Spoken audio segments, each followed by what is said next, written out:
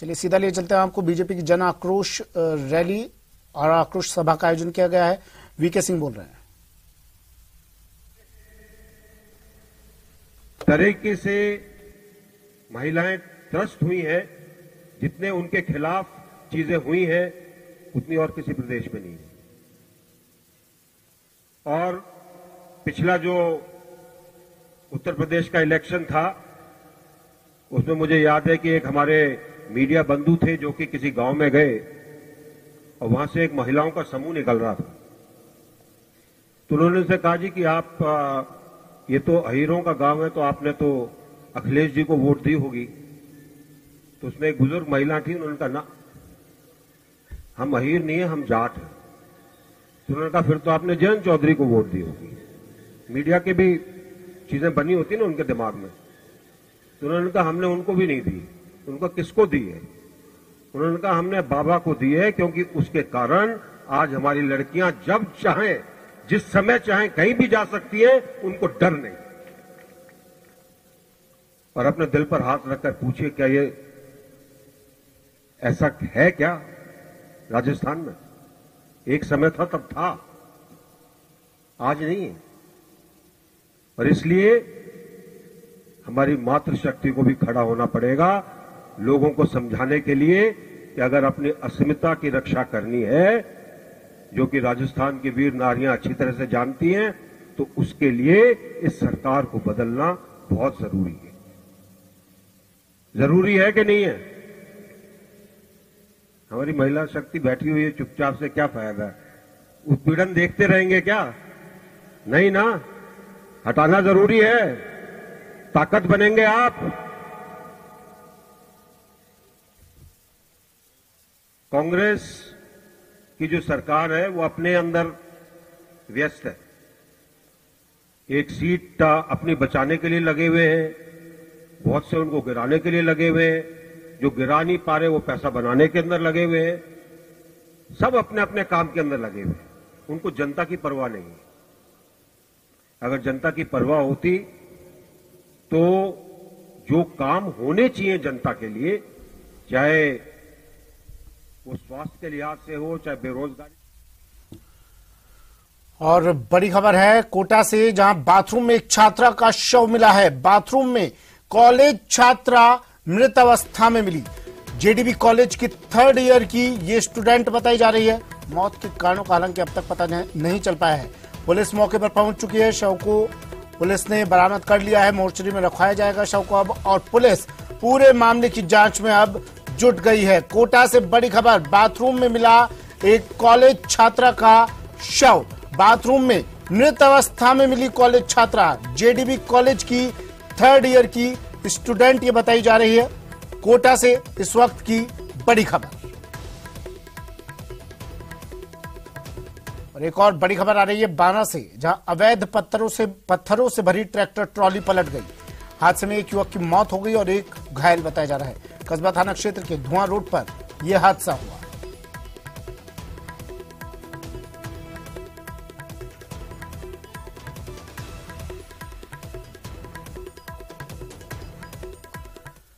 कोटपुतली के चौमू थाना इलाके के हाईवे स्थित हाड़ौता के पास बीती रात 2 कारों में जबरदस्त भिड़ंत हो गई। हादसे में 2 लोगों की मौत हो गई, जबकि आधा दर्जन लोग घायल हो गए। घटना के बाद हाईवे पर जाम लग गया और वाहनों की लंबी कतार लग गई। सूचना पर पहुंची पुलिस ने घायलों को अस्पताल में भर्ती करवाया और दोनों मृतकों के शव को मोर्चरी में रखवाया। बताया जा रहा है कि कार के आगे सड़क पर अचानक किसी मवेशी के आने से यह हादसा हुआ है।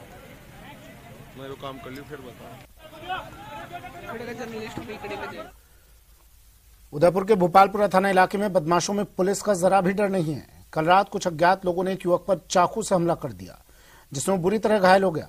जानकारी के मुताबिक युवक अपने घर में था, तभी उसके घर के बाहर खड़े ऑटो में तोड़फोड़ की आवाज आई तो युवक बाहर गया। इस दौरान नशे में धुत बदमाशों ने युवक पर हमला कर दिया और उसे चाकू मारकर फरार हो गए। पुलिस मामले की जांच में जुटी है।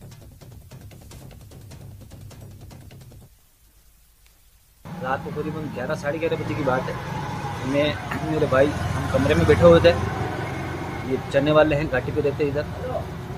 ये दारू पीते नदी में। इन्होंने मतलब रात को मेरी गाड़ी का कांच का नुकसान किया, फोड़ा। सीकर में मकर संक्रांति से पहले चाइनीज मांझा जानलेवा साबित हो रहा है। प्रशासन की लाख कोशिशों के बाद भी इसकी बिक्री नहीं रुक रही है। सीकर में चाइनीज मांझा से एक व्यक्ति की गर्दन कट गई। इससे गर्दन पर गंभीर चोट लगी और 7 टांके लगाए गए। जानकारी के मुताबिक सीकर का रहने वाला देवेंद्र अग्रवाल कल्याण जी के मंदिर के पास जा रहा था। इसी दौरान गले में मांझा फंस गया। इस वजह से गले पर गंभीर चोट लगी। उसे अस्पताल में भर्ती करवाया गया है। कल्याण जी के मंदिर से आगे रामला मैदान की साइड में तो अचानक से मेरे डोर आई गले में और वो गले को चीरती हुई निकल गई। फिर मैंने रुक के रुमाल बांध के हॉस्पिटल में लेके आया मेरे को। कौन सी डोर थी? ये प्लेन थी कोई? चाइना वाली डोर थी, वो पकड़ने में टूटी भी नहीं, वो गले में फंस गई। तो कितने टांके आए? क्या 7 टांके आए सर।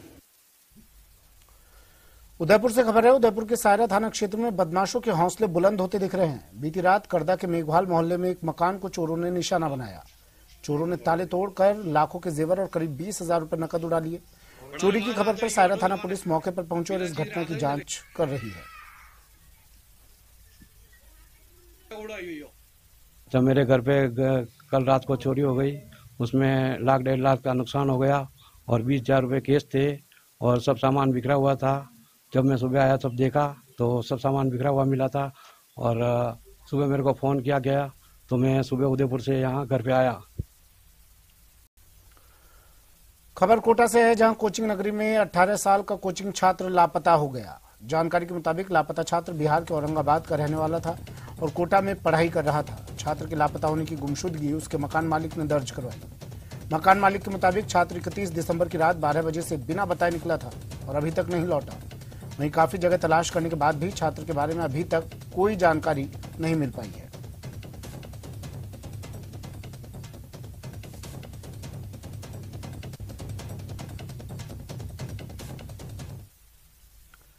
बारा के मांगरोल थाना क्षेत्र में 27 दिसंबर को एक महिला की रोड एक्सीडेंट में मौत हो गई थी।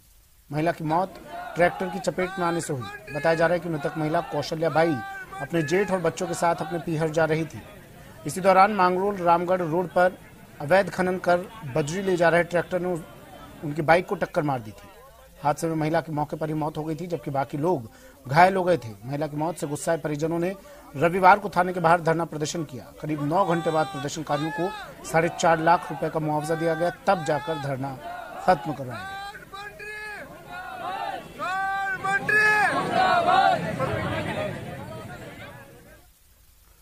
उदयपुर में एक खस्ताहाल सड़क से लोग परेशान हैं। क्षेत्रवासी अब सड़क पर उतर आए। लोगों ने इलाके में जुलूस निकाला और जिला प्रशासन और जनप्रतिनिधियों के खिलाफ नारेबाजी की। बेकनी पुलिया के पास इन लोगों ने प्रदर्शन किया। पुलिस मौके पर पहुंची और लोगों से इसके बाद समझाइश की गई। बता दें आपको, क्षेत्रवासी कई दिनों से खराब सड़कों को लेकर परेशान थे।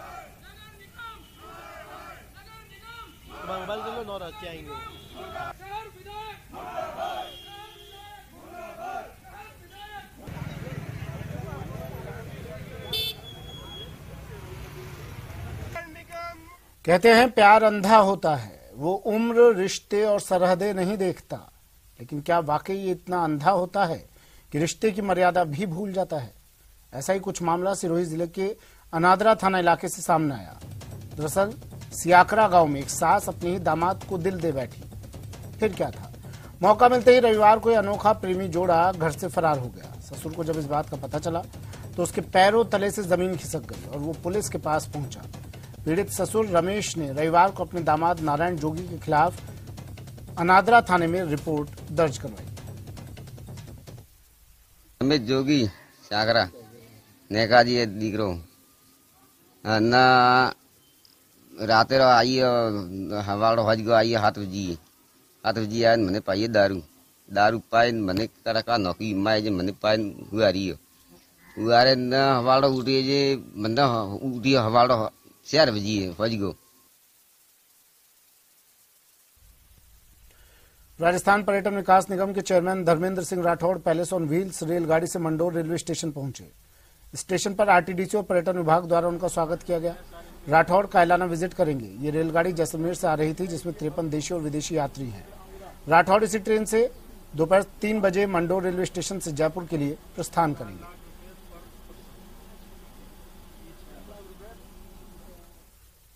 वर्ल्ड फेमस मरु महोत्सव 2023 को लेकर तैयारियां जोरों पर हैं। इस साल की थीम है ऐतिहासिक, आधुनिक, काल्पनिक। इस बार मरु महोत्सव 3 से 5 फरवरी तक आयोजित होगा। हर बार की तरह इस बार भी 3 दिवसीय मरु महोत्सव का आगाज जैसलमेर में किया जाएगा। डीएम टीना डाबी के मुताबिक कई 3 दिवसीय कार्यक्रम के लिए विशेष आयोजन किए जाएंगे। बता दें कि 3 फरवरी को मरु महोत्सव का आगाज आरती और शोभा यात्रा से किया जाएगा। पहले कहते थे कला, संस्कृति और धरोहर की धरती, अब कहेंगे ऐतिहासिकता, आधुनिकता और काल्पनिकता की भूमि। मैडम, किस तरह पूरी परिभाषा को बदल दिया 2023 का मरु महोत्सव, क्या कुछ रहने वाला?